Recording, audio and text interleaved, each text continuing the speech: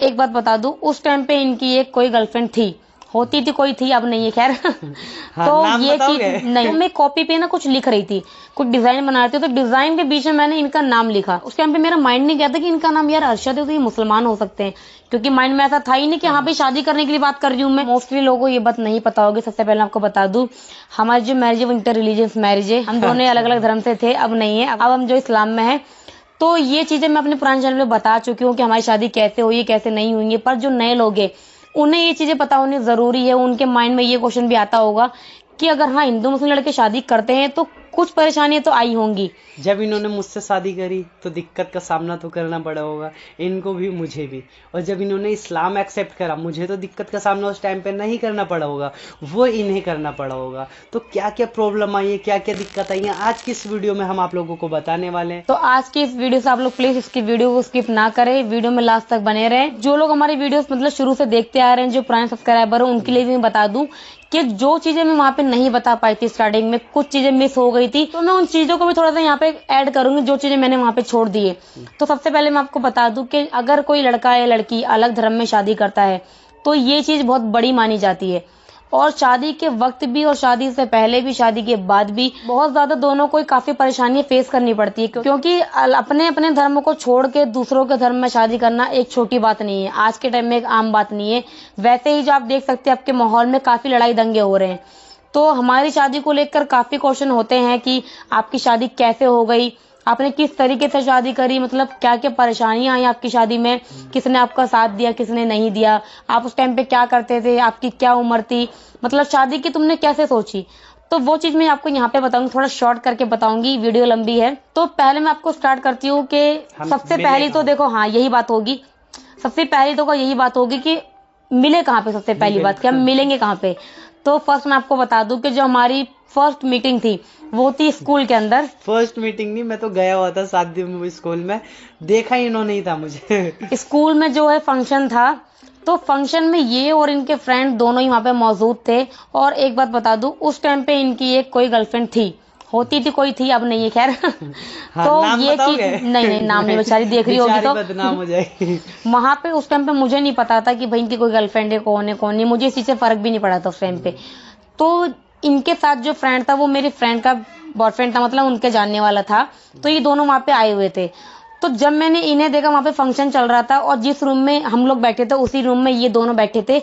ये वहां पे जो एक गिटार के तौर पे गिटार बजाने आए थे वहां पे फंक्शन में। पहले मैं इसी चीजों में रहता था कि मैं गाना बजाना ये सब, पहले मैं ऐसे ही रहता था। तो इनके फ्रेंड और ये मतलब स्कूल में जो फंक्शन में आए थे वहां पे इनको गिटार बजाने के लिए बुलाया गया था। तो ये दोनों ही खाली आए थे गिटार लेकर। तो जिस रूम में मेरे फ्रेंड और मैम ठहरे हुए थे उसी रूम में ये भी बैठे थे अपने गिटार लेकर। तो फर्स्ट मीटिंग हमारे स्कूल में ही हुई थी और यहाँ तक भी मुझे ये बात नहीं पता थी कि ये जो है मुसलमान लड़के हैं। और सेकंड मीटिंग कहाँ हुई, जिस गली में ये रहते थे उस गली में मेरी फ्रेंड का घर था। एक कॉर्नर पे इनका घर है तो दूसरे कॉर्नर पे मेरी फ्रेंड का घर था। तो हम जब स्कूल जाते थे, ट्यूशन जाते थे, तो मैं अपनी फ्रेंड को पिक करते हुए जाती थी।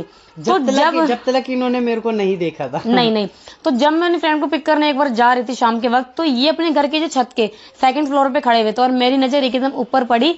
तो मैंने इनको देखा, मेरा माइंड घूमने लगा कि हाँ ये तो वही है जिन्हें मैंने स्कूल में देखा था। तो वहां तक ये बात ठीक थी, ऐसा कुछ नहीं था मन में कि बातचीत करनी है या फ्रेंड बनाना है, ऐसा कुछ नहीं था।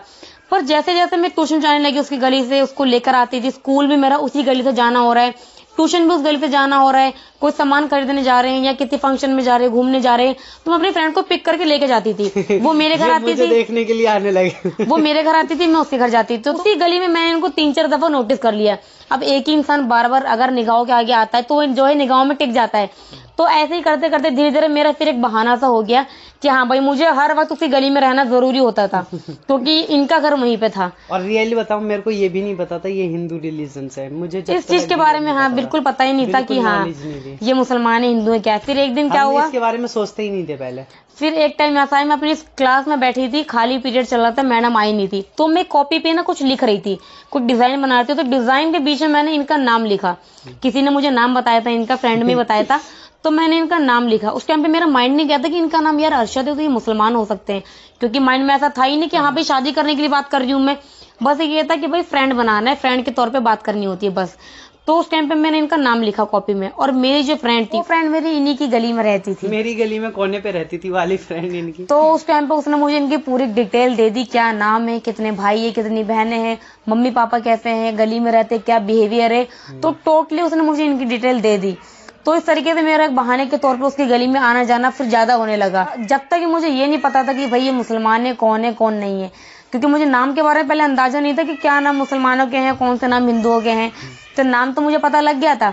फिर जब मेरे इनकी गली में ज्यादा आना जाना होने लगा, मैं इन पे गौर करने लगी, तो इनकी नजर भी जाहिर है, जब मैं इन्हें देख रही हूँ तो इनकी नजर भी मेरे पे पड़ रही है। तो जाहिर सी बात है, मैं पहले ऐसे ही था।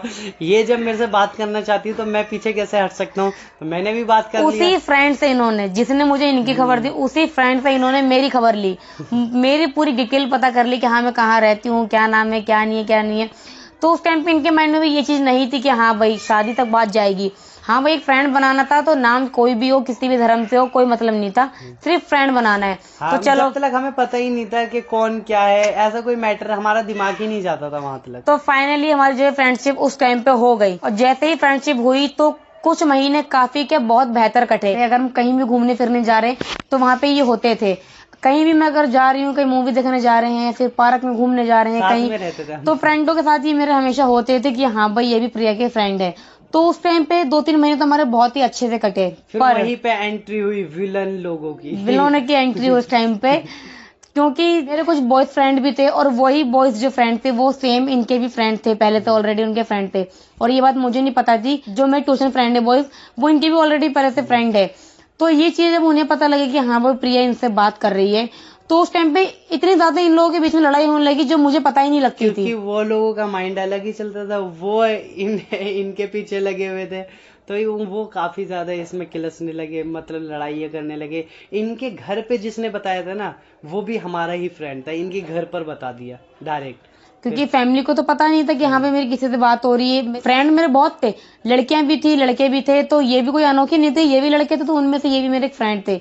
पर धीरे धीरे जैसे फ्रेंड से कुछ ज्यादा ही, फ्रेंडशिप से कुछ ज्यादा ही हमारी बातचीत होने लगी, तो फिर उन्हीं लड़कों ने, जो इनके फ्रेंड थे, वो मेरे घर पे मेरी फैमिली को, मेरी मम्मी को बता दी ये बात कि प्रिया भाई इनसे बात करती है। तो उस टाइम पे कुछ ऐसा भी हुआ कि मैं पहले फोन चलाती थी, तो कुछ दिनों के लिए मेरा फिर फोन भी ले लिया गया। स्ट्रिक्ट बिहेवियर करा, मेरा फोन ले लिया गया, मुझे थोड़ा धमकाया भी कि भाई अगर यही गलती रही तुम्हारा ट्यूशन छुड़वा देंगे, तुम्हारा स्कूल छुड़वा देंगे, कुछ नहीं तुम्हारी शादी वादी हो जाएगी, जो हर नॉर्मल लड़की के साथ होता है। और इनकी पुलिस वाला, एक पुलिस वाला था ना जहाँ पे रिश्ता लगा रही थी मम्मी, क्या बोला था, मतलब एक रिश्ते की बात आई होगी, जब उन्हें पता लगा कि हाँ भाई ये लोग नहीं मान रहे, बात ज्यादा ही हद से आगे बढ़ रही है, जितना मना कर रहे हैं उतना ये लोग बातें कर रहे हैं, तो वैसे ही फिर जाहिर जो लड़कियां बड़ी होती है तो उनके रिश्ते कहीं ना कहीं से आने लगते हैं।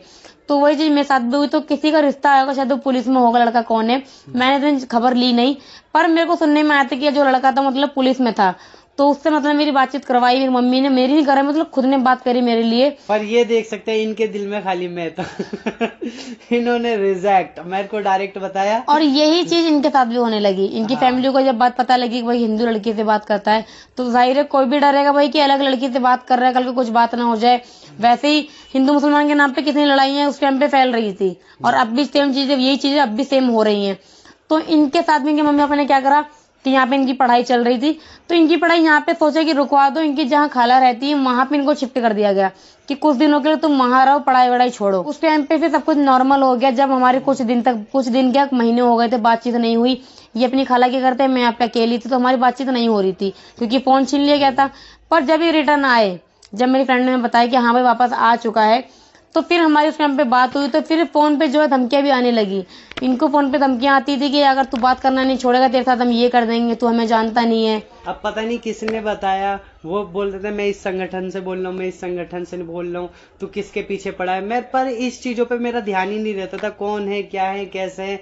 पर उन लोगों ने माइंड में मेरे ला दिया। जब ये बोलने लगे तो मुझे भी डर लगने लगा। अब मैं सोचने लगा कि मैं पीछे हट जाऊं, पर फिर ये तो छोड़ना नहीं चाहती थी मेरे को। मुझे लग रहा है कि हमारी वीडियो थोड़ी लंबी हो रही है, थोड़ी क्या काफी लंबी हो रही है। हाँ, ये लंबी हो गई है पर पता है बातें बताने को बहुत है, एक वीडियो में पॉसिबल नहीं है कि मैं सब कुछ बता दूं।